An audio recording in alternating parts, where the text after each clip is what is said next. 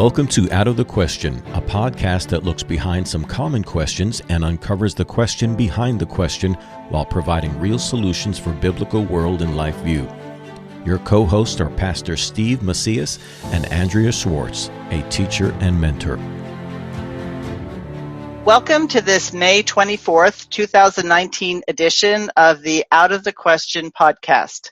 I'm Andrea Schwartz, and I'm joined again today by my co-host, Reverend Steve Macias. Good to be with you, Andrea.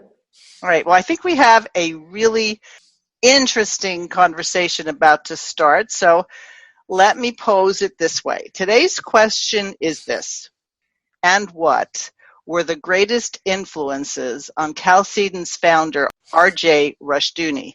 And to address that question, we have his son, Mark, who's Chalcedon's president, who had a special relationship with his dad and has insights that come from hours of observing, assisting, and conversing with Rush.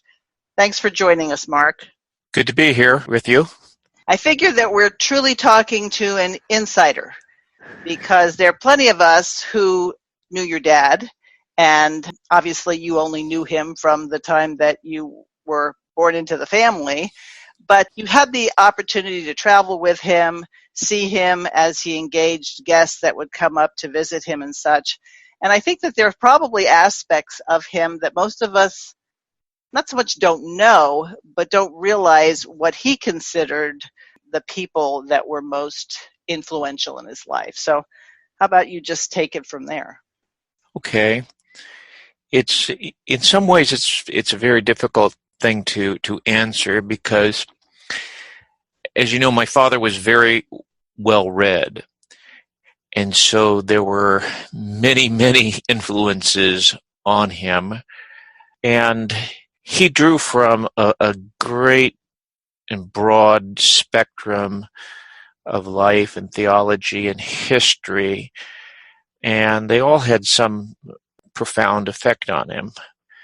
I think when I've been asked to speak on my father and give biographical information, I usually begin with his Armenian background. And my father was born in this country, but he was actually conceived in the old country. And his parents escaped the massacres of Armenians that occurred during World War I in 1915 and were able to get to New York City, where he was born in 1916. But one of the most important, if not the most important influence, I think, on my father was his father. And he was very close to his father, who we always referred to as Papa. And my grandfather had a photographic memory, or near photographic memory.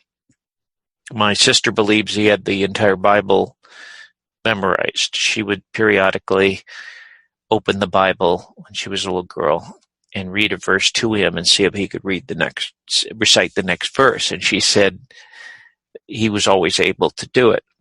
At any rate, he had a phenomenal memory. And his family had lived in one area of ancient Armenia, in the Ottoman Empire, and in Turkey his entire life. The Ottoman Empire became Turkey in the 20th century.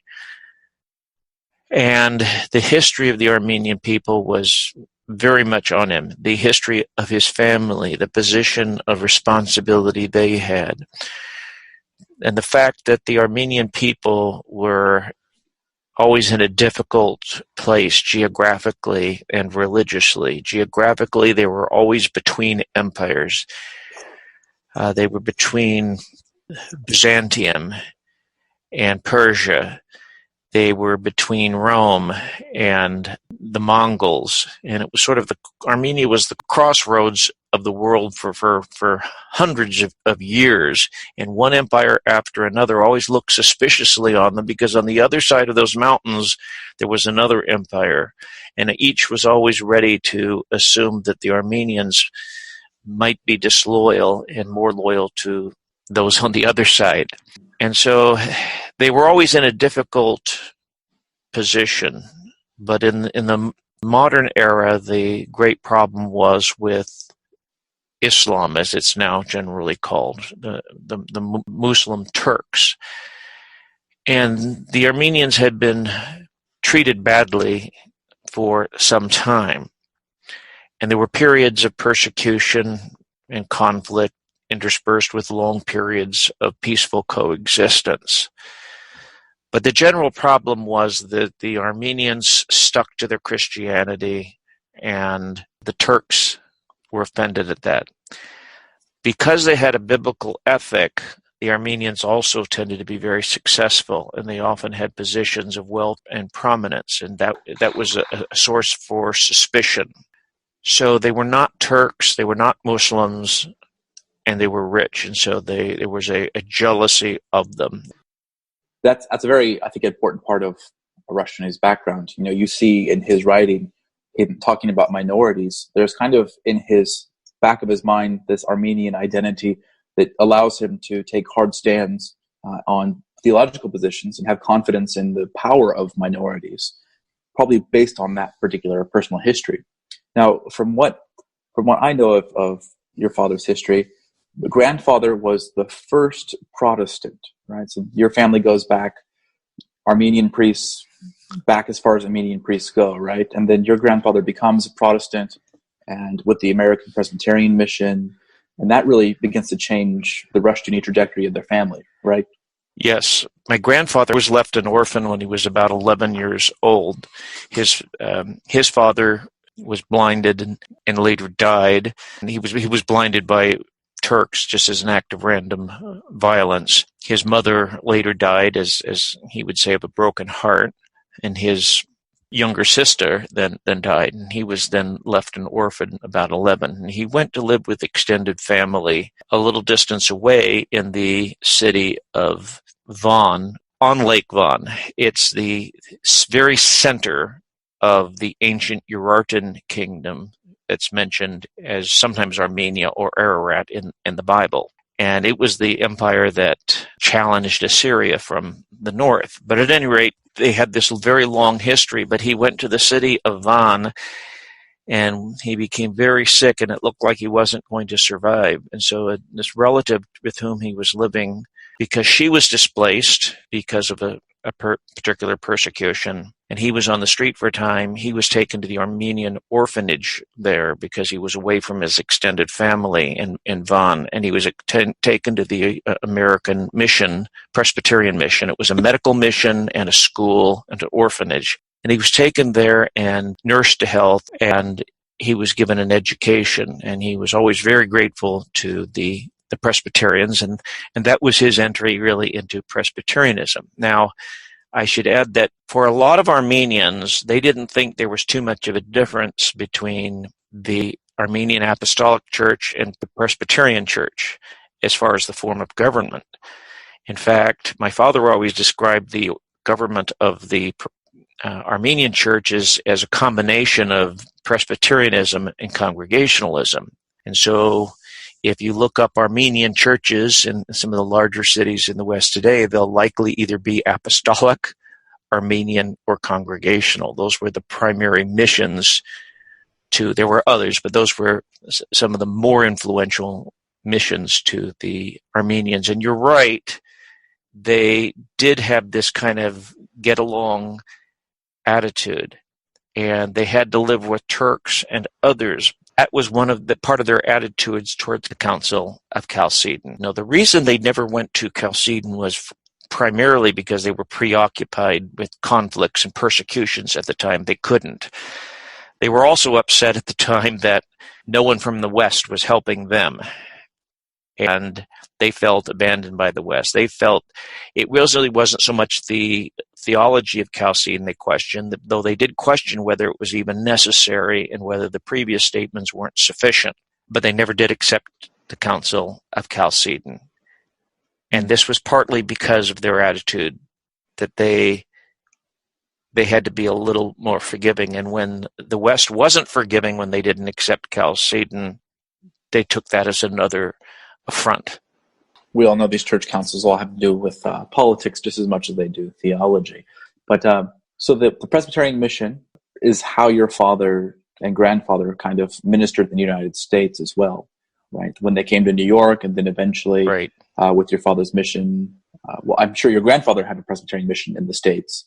Maybe you could talk about that. And then, of course, your father had ministries in San Francisco, with the Native Americans, and then Santa Cruz, and that's when you come in the picture. Can you talk about this formative time of him growing up inside the kind of the shadow of his grandfather's Presbyterian ministry? Okay. Let me go back first of all to something that Andrea mentioned, I think earlier, and that was the matter of that the Armenians were survivors. And when you read what he said in his book on the American Indian, that stood out to him when the American Indian the older generation identified the history of the Indians as characterized by the fact that they were survivors. It was very difficult to survive, and the Indian adapted and did whatever was necessary to survive. And the older Indians looked at the Americans' attitude towards them and the attitude that you should keep your old culture. And they thought that's just one more thing that the white culture doesn't want us to have. They don't want us to grow. They don't want us to have the good things that they're enjoying. They want us to stagnate in the past. They want us to be their museum pieces. So he saw that note, whereas that the Indians considered themselves survivors and willing to adapt to a changing situation. And he noted that in the book that we published on the American Indian. But to get back to the Presbyterian ministry, when my grandfather, when he came to this country, you needed to have a sponsor, somebody to vouch for you when you came to this country. And the person he put down as his sponsor was Dr. Reynolds, who was in Boston. And he had been the founder of the Presbyterian ministry that was in Vaughan. The ministry closed with the massacres because it ended up the Turks were angry with the Americans, and they ended up attacking and destroying the mission as well as the Armenians, because the mission was harboring and protecting the Armenians. So when my grandfather arrived in New York, my grandmother did embroidery, handwork, and so forth to make some money. And my grandfather went to work in an Armenian language newspaper. While he was still in Turkey, he had been asked to go to Fresno, California, to be the pastor of an Armenian Presbyterian church. And he had refused because he wanted to stay in Turkey. He wanted to stay. That's where his family had been for literally thousands of years, within a few miles of Vaughan. And now that he was in New York, he was given a second call, this time to a nearby church, about 30 miles or so to the south of Fresno, in a farming community of Kingsburg. So he started a Presbyterian church there. And when my father was about 6 weeks old and strong enough to travel, they came by train to California. And so my father grew up in a farming community. And so my father grew up in the Presbyterian church, though my grandfather actually pastored 4 churches when my father was about, I believe, 9 years old. So that would have been in 1925 or thereabouts. He was called to a church in Detroit, Michigan, which was a congregational church. My grandfather served alternately a Presbyterian, then a congregational, then a Presbyterian church in San Francisco. And after my father left home when he was an adult, my grandfather served in another congregational church in Providence, Rhode Island. So that was some of the history of their association, but definitely firmly in the camp of Protestants. Although my grandfather always was very familiar and very friendly with the Armenian apostolics. It was anywhere my grandfather went, he always met all of the Armenians in the area, including the apostolic. My uncle Hike remembers once when he was a little boy, he sat in a car between an Armenian apostolic priest and my grandfather in the passenger seat. And he said they had a back and forth. My grandfather had kind of in a friendly way, pointed out that he had said something incorrect in the liturgy, and the priest was sure he was wrong, and later they went and looked it up, and sure enough, my grandfather was right, that he had spoken in the liturgy incorrectly. That was the memory my grandfather had, who knew the liturgy from the time he was a child. He had that kind of a memory. It sounds that your grandfather was quite the pastor. In other words, he had a pastor's heart, and he always, from other things that I've read that your sister has written and conversations, that he was always, his heart was torn. He was here in America, but he was always concerned about the people still in Armenia.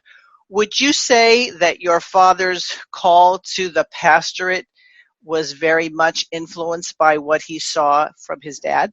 Yes, because my grandfather would speak privately with my father. He was the oldest. He would speak privately with him about things in the old country and the massacres. My grandmother didn't like to talk about it, but my grandfather often took long walks, and my father would accompany him. He would talk at great length about the history of Armenia because he wanted my father to know it. And that involved very much the fact that the Christians there had been persecuted because they were Christians, and that in fact many had been martyred because of their Christian faith. The church there was an Armenian-speaking church, and he heard many of the stories in the first-hand accounts. He said some of his most vivid childhood memories were at these gatherings of Armenians, particularly when someone from out of town would come to visit the church, and they would always come to the farm, and there would be a dinner, and often many people gathered, and there would often be a discussion about, did you happen to know what happened to so and so? They were talking about the massacres. We've never heard from him. Does anybody know what happened to him? And he said sometimes people knew where they were and that they didn't survive. And he said that was very common to him. In addition, my grandfather often took him on pastoral calls. And so my father was very much kind of a part of my grandfather's pastoral life as a young man. So he really grew up in the church, not just as a preacher's kid, but very much aware of the fact that many in his family had died because of the faith. So it was a very, very serious thing to him. He never took Christianity lightly. And when he would describe himself as an Armenian, he was saying, I come from a family that is full of people who died for their faith. Wow. And so this is why I say his background and what he got from his father were very powerful influences on him. So here's a question that I'm curious about. Having, raised children myself, having taught children, you sometimes see somebody and you say, this is going to be a special person. Did you ever hear from teachers or neighbors or other relatives within the family the comment that we knew from the time he was little he was going to do something special? Well, all those relatives were rather old when I was around, and I heard some stories much later, sometimes at family funerals, about Roussos and how he was always different, always, reading. And I do remember one family member saying they were teasing him that he was turning the pages of a book, and somebody said, you're just showing off, you're not really reading that fast. And my father handed him the book, and he looked up something in the book and asked him a question about something in the book, and my father answered him. And so he said, I never challenged him again. But so they were amazed at the proficiency of his reading and the extent to which he read. Do you think your grandfather had a sense that your dad was destined to do things that were going to be important? Do you think your dad's father appreciated Roussos Rushdoony the way we do? Yes, I think he did. In fact, Something I did not know until my dad's, later years when he was ill, and I spent a lot more time with him, a lot more quiet times with him, because for most of his life, my dad was busy. If you wanted to talk to him, you had to walk through the house. He was going here and there. He was doing this and that. And you basically had to follow him around while he was doing something else to have a conversation with him, because he always had multiple things that he was doing. Well, in his later years, he spent a lot of time in his easy chair, and he made a few comments, and I don't recall how it came up. This would, I believe, was when my father was in his college days or even seminary. And my grandfather was very worried about my father, and he got up on the streets of San Francisco. This was when he was in a church in San Francisco. And in the middle of the night, in the wee hours of the morning, he got out and put his coat on, and he went for a walk. And he was very distressed about my father. And my grandfather was not a charismatic at all. He wouldn't have considered himself a charismatic at all. But he said he felt God told him not to worry, that he had great plans for Roussos, and Roussos was going to be someone very important, the service of Jesus Christ. And I think that's why your sister named the biography Saved for a Purpose, because that really was the sense that they got out of Armenia. They didn't die in the massacres because your father was to be born. I think it was very providential, and there are many providential events surrounding how they got out of Armenia, because most of the Armenians ended up in what became Soviet Armenia, and they were stuck there. They could not get out, and they went through famine and the Soviet years.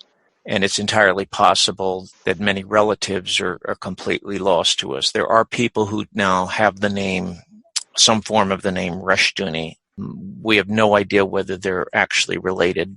My grandfather knew a family or two that had used the name Rushdoony, spelled in various ways, but said they weren't related to us. In fact, he was a little offended that they would use the name, because it's a historic name, and it's an ancient royal name. My wife was at a fundraiser that does the shoeboxes, Franklin Graham's organization, and she heard a speaker that was an Armenian girl who had gotten a shoebox, and she was giving her story about what the shoebox gift had meant to her. And my wife introduced herself to her. When she heard the name Rushdoony, she says, "Oh, that's royalty." Great. Not many people know enough Armenian history that they would even know that. I remember a story where your father told that I think by the time he was 10, he had read through the entire Bible 3 times, and pastor cautioned him because that wasn't appropriate reading for a young man. So I guess we'd have to say, and this is no surprise, that the Bible was a tremendous influence on your father. Yes, that was a congregational minister asked him if he'd actually read everything in the Bible, with the emphasis on all of it. And when my father said he had, he intimated that he thought there were some things in the Bible that weren't appropriate for children. And my father thought that was an odd comment, and it was sort of a hurtful comment to him from a minister who he respected. Now, your father was pretty known for being able to read a wide variety of authors, people that he wouldn't necessarily agree with, but he found their scholarship to be important and conclusions that they had made. Could you name somebody who he didn't agree with, maybe not even was a Christian, but he felt had a profound influence on him understanding the faith better? Well, he personally mentioned 2 of his professors at the University of California, Berkeley, that he said influenced him, although he put a Christian spin on what they had said. One was a professor in the philosophy department named Edwin Strong, and he said he didn't agree with a lot of what Strong said, but he said one day Strong was talking to a student that had to do with evolution, and he said, "Don't ever get into a debate about origins. as an evolutionist, because ultimately evolution it can't go back to a beginning. So don't go there. He said, start with a given that it happened. Now, his given was very different than a Christian position, but he never forgot that. He says, you start with a given. Well, he remembered that when he read Van Til, and he said, here's a Christian view of the given. It's called the presupposition, and it begins with the sovereign God and his revealed word, and that we begin thinking God's thoughts after him. And so he said that that's something that stuck with him. Another professor he mentioned was a man who was very well known in the mid-20th century as an expert in medieval history, Ernst Kantorowicz. He said he was once talking about the iconoclastic controversy. And a lot of textbooks relate the iconoclastic controversy as whether or not you should have images in the church and icons in the church. And a lot of us, thinking very simplistically, think, you shouldn't have them, therefore the destruction of the icons was a good thing.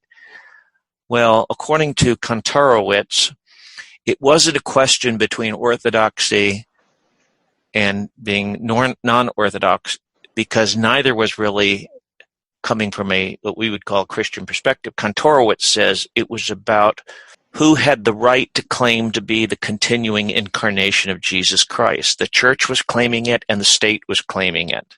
And of course, when the state claims it, it always ends up in statism. And when the church claims it, it turns into ecclesiastical absolutism and the heresies of Rome. And this idea of the problem of statism and the claim to be as God very much influenced my father's thinking. And the whole theme of being anti-state is very much a part of his writing.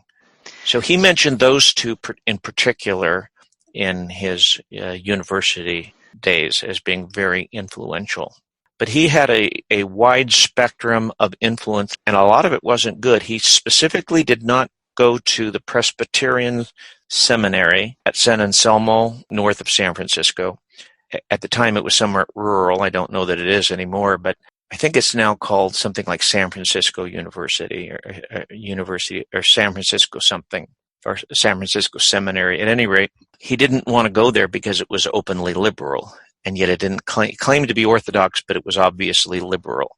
Later, when he was in the Presbyterian Church and still trying to fight modernism, one of the president of that seminary actually said my father was demonic because he was fighting the bureaucracy in the church and the liberalism in the church.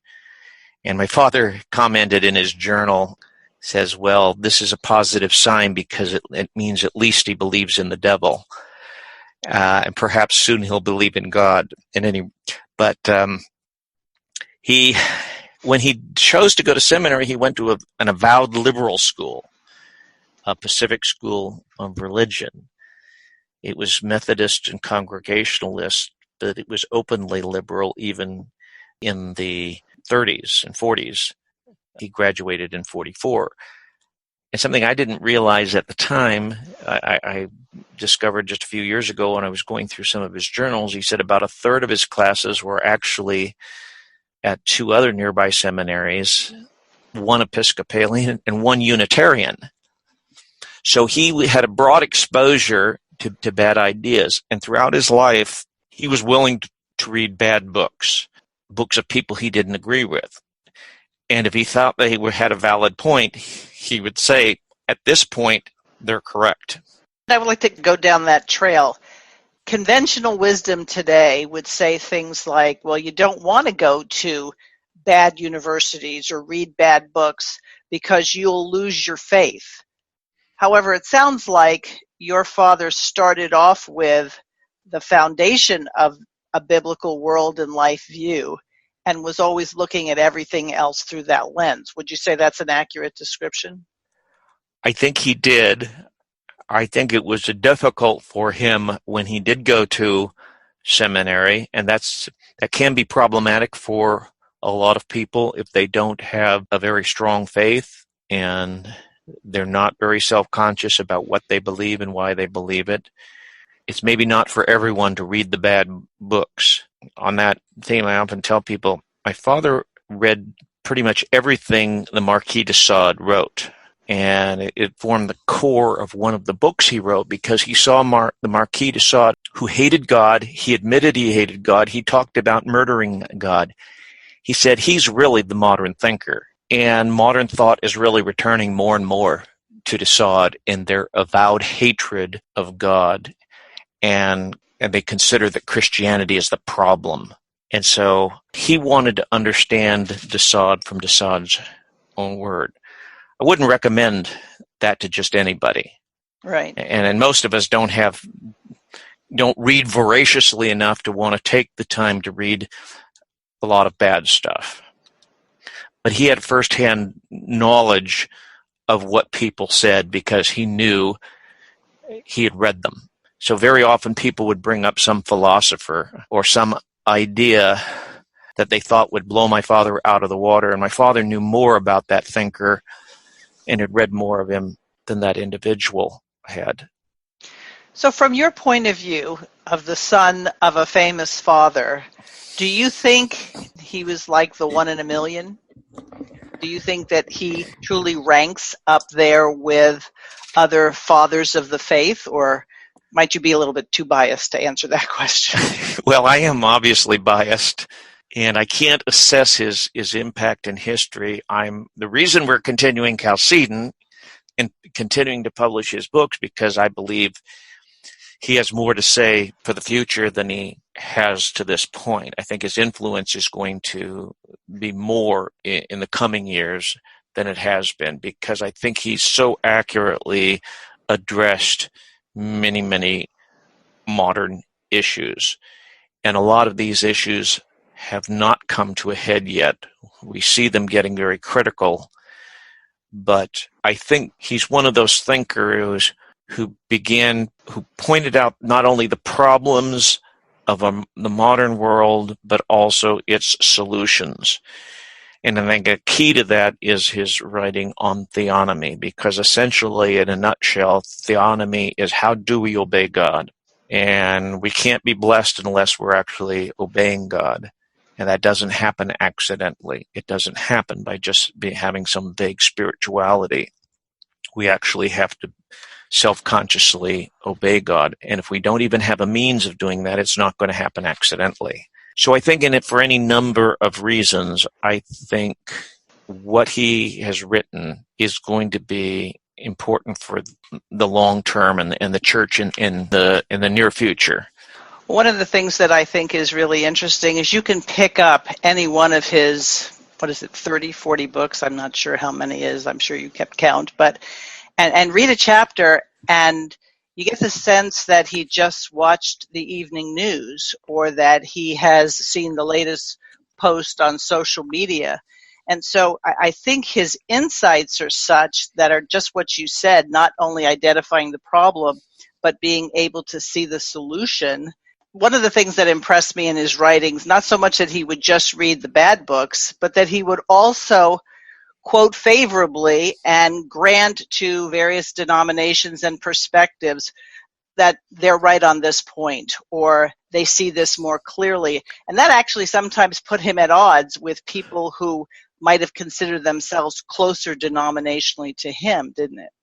Yes, and he would even note sometimes when people would criticize the church, or they would criticize the conservatives, and he would at times says their criticism is a valid one, even if their solution is not. So today everything is political. It's this side against that side, and nothing the other side says can be accepted, and everything must be criticized. And very often we do that intellectually, and it's a very lazy way of responding to other people, and it's very simplistic. I think that's become more and more apparent, the shallowness of dialogue in general. Everything has to be black and white, and you take sides or you're part of the enemy. And that's very unfortunate. Now, I'm not sure your dad knew this while he was alive. Maybe he did. But there have been criticisms in many corners that he was a bigot, that he was against other ethnic groups, which is remarkably ridiculous when you consider he comes from an oppressed minority. But I think they misunderstood his love for America and why America was the place where he chose to be and work and do his ministry. I think people like to create simplistic things, and a lot. So again, so much of our political and social dialogue is very simplistic, and everybody's looking for a reason to dismiss other people. And I think my father is treated in that way too. I think if they don't like something of him, they'll find something in him and they'll take it out of context. And he said some things that weren't, politically correct today. But he said a lot of things, and people don't tend to take things in the sum total and balance them. And I think that's to a large extent the problem with a lot of dialogue today. It's basically, I'm drawing a line in the sand, and I'm going to put you on this side or that side of it. My father wrote so much, everybody can find something they disagree with him on, and they want to dismiss him. A lot of people like what he said about, Christian education, but they hated his theonomy, they hated his eschatology. And so it's very easy for people to look at Rushdoony and said, he's a dangerous thinker, let's stay away from him, because he wrote about so much. I've sort of inherited that. There are people who will tell some of my students, you don't want to be taught by her. She's dangerous. She's a feminist. I get accused of being a feminist. And, she's very much into Rushdoony. And yet, the people who studied Rushdoony have a very easy answer. Have you read anything he's written? And invariably, they have not. So I think there's something to be said for those who warn against reading Rushdoony know what happens when people read Rushdoony. And we don't hold him up to be the final word on anything. He didn't claim to be the final word on anything. His whole idea of Christian reconstruction was we need to start addressing every area of faith in life. And he never claimed to have the final word on everything. He said, the word is the word of God. We just try to understand the world around us and our responsibility in terms of that. And we have to start talking about these things that we've been ignoring for so very long. He liked to hear other people, whether it was in art or architecture or law, things about which he was not a personal expert, when they were starting to talk about applying biblical law to these areas, when they were starting to trying to start thinking of them in terms of biblical application to their various disciplines, that's what he was really interested in. So he never claimed to be the final word on everything. And, he was willing in his books when he felt that John Calvin or Martin Luther were in error or that their perspective was skewed because of the time in which they lived. He wasn't afraid to say so. And he never, in the 15 years that I knew him, ever took exception with someone just because they disagreed with him. Right. That whole idea of taking sides, like I say, it's basically taking that politicize everything. You're with us or you're against us. It's a very non-scholarly way of looking things. When you think of it, we're all just novices, really, in so many ways. We've just scratched the surface. We tend to look at things real simplistically. Exactly. So putting your obvious and natural and I think correct bias aside, what's it like to be the son of a very famous father within certain circles? Well, in a way, it's intimidating because I do not have the gifts of my father. I mentioned my grandfather's tremendous memory. My father had an excellent memory, outstanding memory. Near the end, he was telling me, he was talking about a textbook, in a textbook from when he was in high school. And he paused and he couldn't remember the author of the textbook, of a textbook he had in high school. And he said, "Pardon me, my mind is failing me." He had a great mind, and I don't have that kind of mind. So that in that way, it's difficult. It's intimidating how to carry out its ministry. On the other hand, he left all these manuscripts. I can orchestrate publishing. I can't keep his things in print. Most authors die. Their material goes out of print very quickly because commercial printing only keeps something in print for a very short time while they're making money off of it. When they're no longer making money off of it every year, it's gone and it's out of print. And then you can only find it in used bookstores. And so a lot of material disappears. A lot of famous theologians, you can only find their stuff in used bookstores, or maybe their one best-known book is somebody's reprinted it. And so we're trying to keep this material available. And that's something I can do. That is, so in a sense, he's made it easy for me because he's given me a number of things that I can do, and I can serve the kingdom by doing what I'm fully capable of doing. And I think that's the key, in as much as not all of us are given all the same gifts as each other, and we take what God puts in front of us and we carry it forth. And I know he felt a lot of peace in knowing that he was leaving his ministry in your hands. And I've had many a person comment on how impressed they are with you in terms of how you honor your father still. They saw and they witnessed how you honored him when he was alive, and that you continue to honor him afterwards. And I think that it's quite possible he will have way more effect on readers since he's passed than during the time he was alive. Yes, and the influence people have is it's interesting how that works, and how people come to him, and how he's being translated into different languages. And a number of people have asked me, and when people usually in foreign languages come to me and says, "Can we have permission to translate this or that?" I usually just say yes, because I can't afford to do it. I don't want to try to. It's hard enough to keep his things in print in English. I'm not going to be able to do it in a language I can't read or proofread. And so we usually just give them permission and don't ask anything of them, as far as royalties. So his influence, is getting out there. But more importantly than his personal influence or what people think of him, he's begun to change the thinking of a significant section of the church today. And he's moved the dial. When he started talking about Christian education in the 60s, people in very conservative churches became very upset, saying anything contrary to the public schools was considered unpatriotic.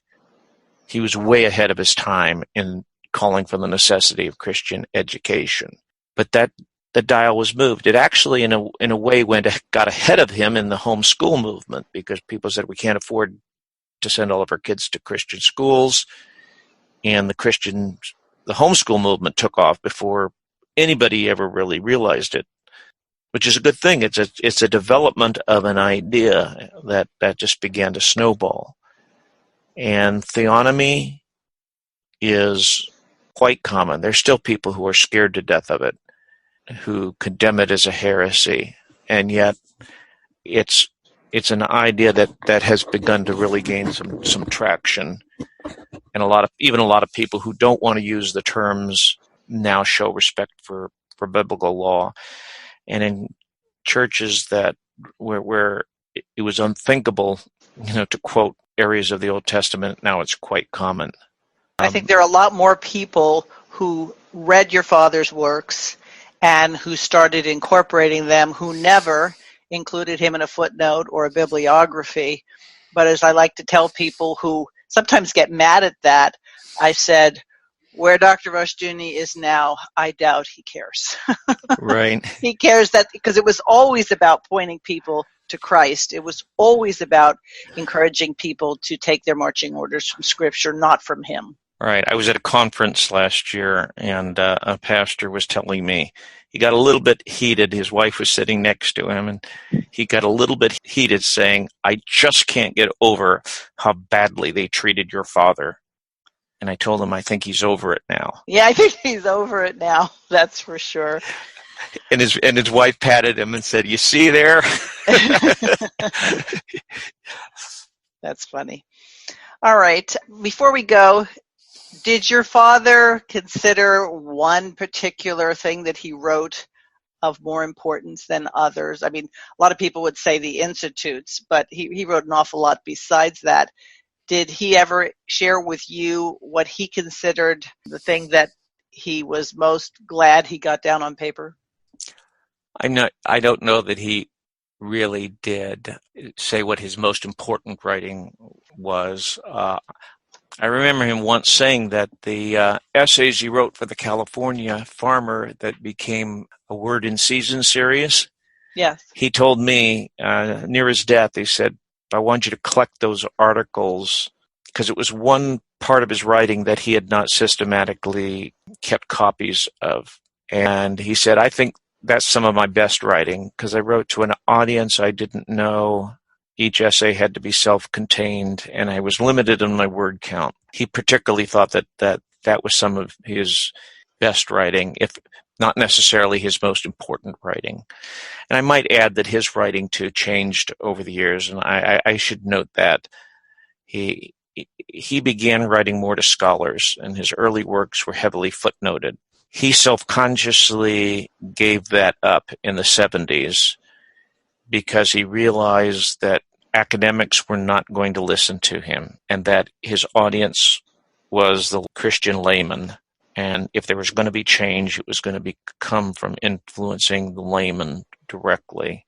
And so that's his style somewhat changed. He became much more conversational and much less scholarly and academic in his approach. And that was a self-conscious shift. Right. Although I know people who make a point of finding the books he did footnote along the way and have spent a good bit of time educating themselves on reading what he read. Yes. Well, I know there are also a lot of people who will use those Word in Season. I believe there are 7 volumes of it. They use it as their family devotional, or a lot of large families that I know of use it as what they say before a meal. And so there are some families that for 3 meals a day, they have one chapter in a Word in Season, and they go through it again and again. So I think that he got his wish. Well, Mark, I thank you for sharing some personal recollections.